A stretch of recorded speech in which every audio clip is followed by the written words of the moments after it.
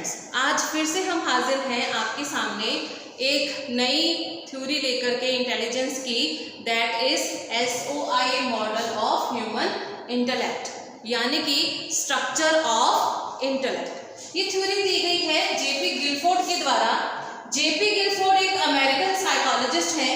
सबसे पहले उन्होंने ये थ्योरी 1955 में दी थी।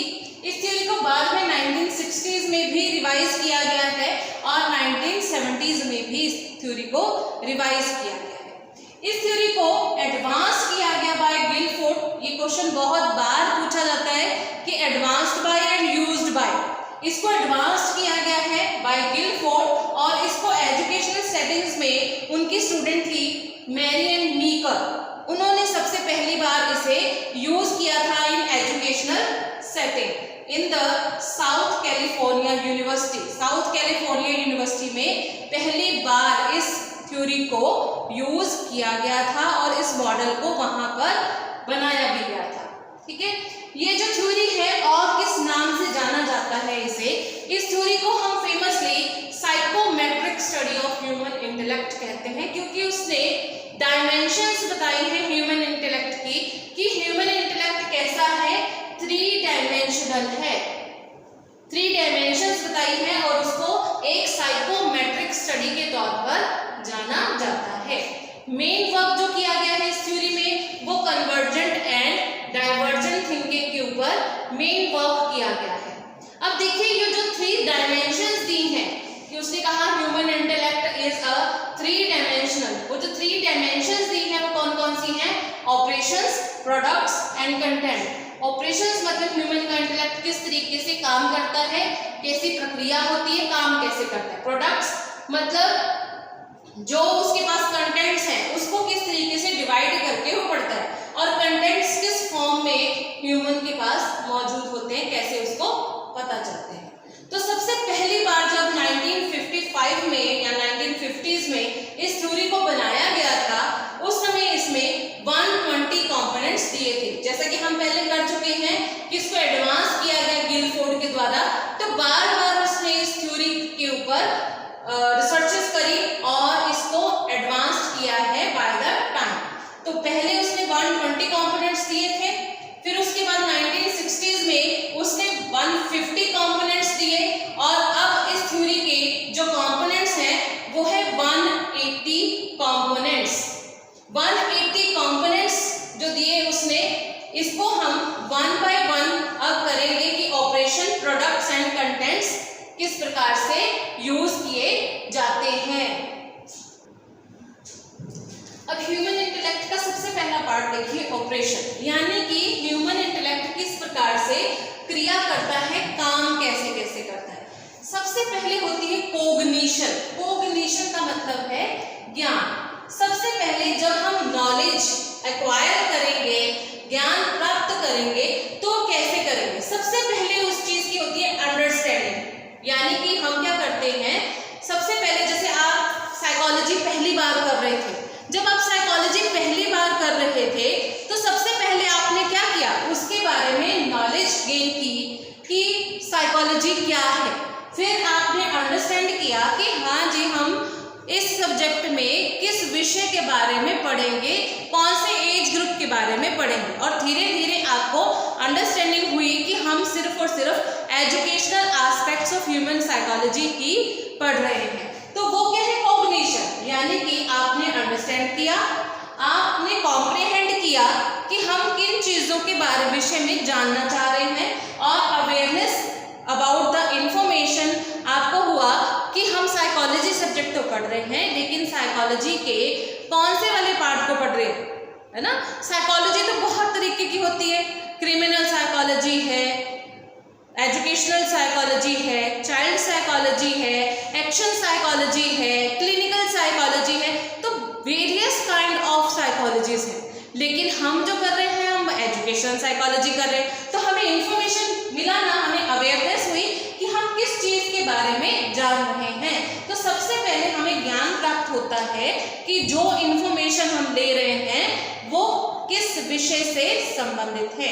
अब हमें ज्ञान प्राप्त हो गया, अब हमने क्या किया, मेमोराइज किया, यानी कि हमने उसको स्मरण कर लिया। मेमोराइजेशन मतलब स्मरण करना। अब हमने स्मरण कर लिया, हमने एनकोड कर लिया इंफॉर्मेशन को कि जो इंफॉर्मेशन हमें मिल रही है वो किस विषय से संबंधित है, आगे हम उसका प्रयोग कैसे करेंगे, आत्मसात कर लिया, यानी कि आपने चीजों को अंडरस्टैंडिंग डेवलप होगी, अंडरस्टैंडिंग होगी तो मेमोराइजेशन होगी। अगर हमारी अंडरस्टैंडिंग नहीं हुई तो मेमोराइजेशन भी नहीं होती है। देन उसके बाद आता है रिटेंशन। अब रिटेंशन का मतलब है फिर कितने समय तक हमें कोई भी चीज याद रहती है। अब रिटेंड तभी कर पाएगी जब आप अवेयर हैं और आपने उसको अच्छे तरीके से मेमोराइज कर लिया है।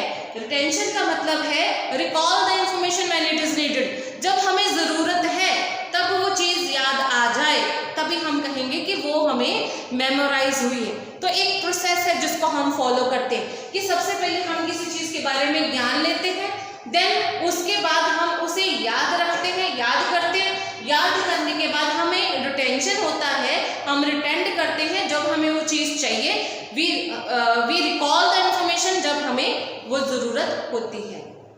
ठीक, देन उसके बाद देखिए अब हम क्या करेंगे, अब हमने जो इंफॉर्मेशन कलेक्ट की उसको हम रिड्यूस करेंगे to single solution of a various kind of problems.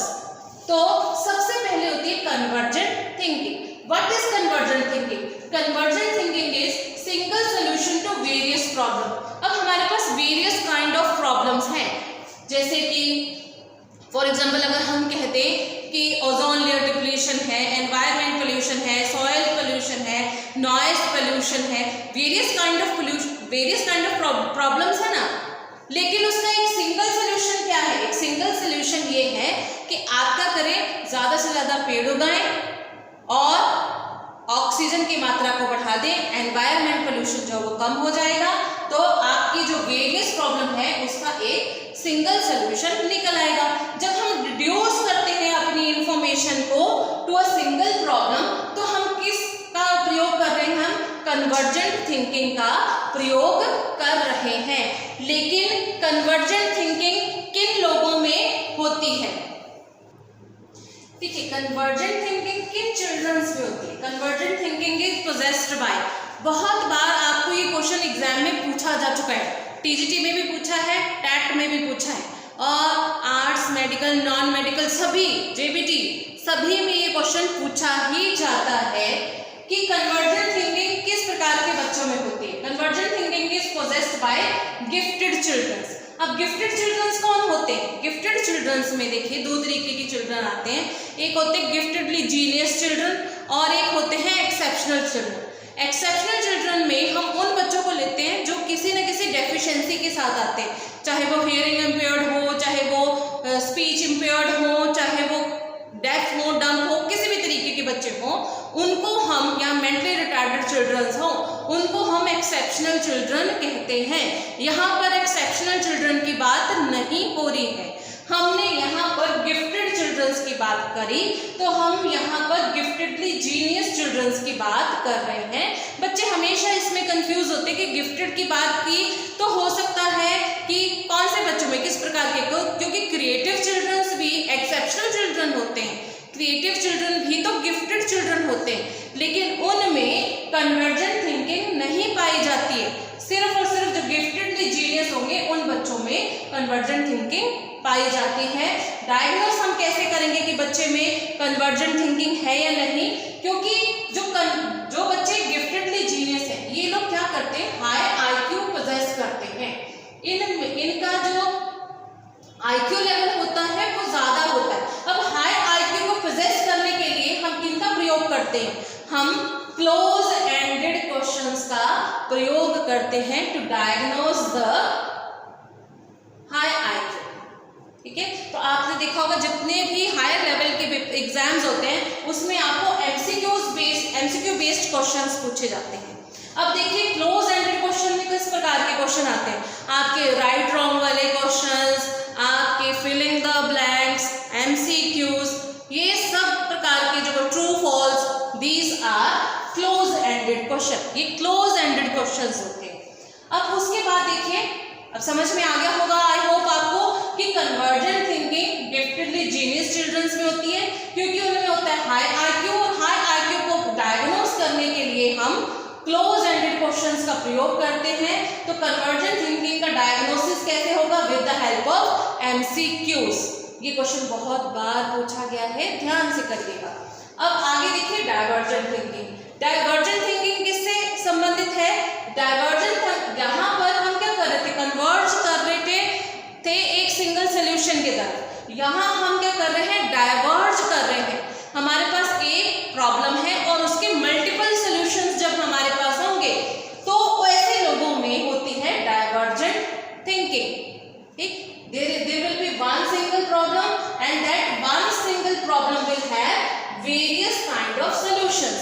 उसके various kind of solutions होंगे, तब हम कहेंगे कि a child have divergent thinking। अब कैसे लोगों में डाइवर्जेंट थिंकिंग होती है? Divergent thinking is possessed bye creative children.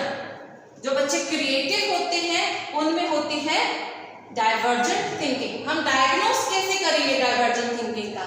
With the help of open ended question.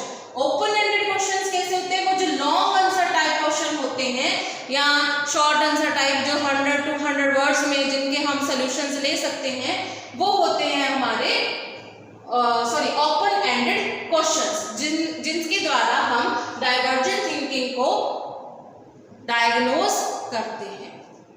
I hope कि क्लियर हो गया होगा। फिर भी क्वेश्चंस के ऊपर आपको डाउट होगा या आपके कोई भी क्वेरी क्वेश्चंस होंगे तो कमेंट बॉक्स में लिख करके आप पूछ सकते हैं। और ये क्वेश्चन हमेशा ही आपको एग्जाम में पूछे ही जाते हैं। कन्वर्जेंट थिंकिंग गिफ्टेड चिल्ड्रंस में, डाइवर्जेंट थिंकिंग क्रिएटिव चिल्ड्रंस में। ठीक है, अब हमने जो कर लिया एक ऑपरेशन को फॉलो करते हुए जब हम लास्ट में पहुंचेंगे तब हम क्या करेंगे? इवैल्यूएशन करेंगे। What is evaluation? मूल्यांकन क्या है? कि हमने जो इंफॉर्मेशन गैदर की क्या वो वैलिड है? whether or not the gained information is valid, क्या वैलिड है? ठीक है, वो उचित है, वैध है, एक्यूरेट है, सही है, करेक्ट ज्ञान हमारे को मिला, और क्या वो हमें यूजफुल है? अगर यूजफुल होगी तब हम उसको आगे की तरफ लीड करेंगे, अदरवाइज हम उसे आगे नहीं लेकर के जाएंगे। उसका हम क्या करते हैं? डायग्नोसिस करते हैं। तो इस तरीके से हमारा जो ह्यूमन इंटेलेक्ट है वो क्या करता है? ऑपरेशंस करता है। तो इसके बाद हम नेक्स्ट करेंगे आपके प्रोडक्ट्स एंड कंटेंट्स, वो हम करेंगे नेक्स्ट वीडियो में। आज हम इतना ही करेंगे। अगर इससे रिलेटेड कोई भी क्वेरी क्वेश्चंस होंगे तो आप हमें पूछिए। पार्ट 2 में बाकी की रिमेन थ्योरी मैं आपको करवाऊंगी। हमारी वीडियोस को लाइक कीजिए और चैनल को सब्सक्राइब कीजिए।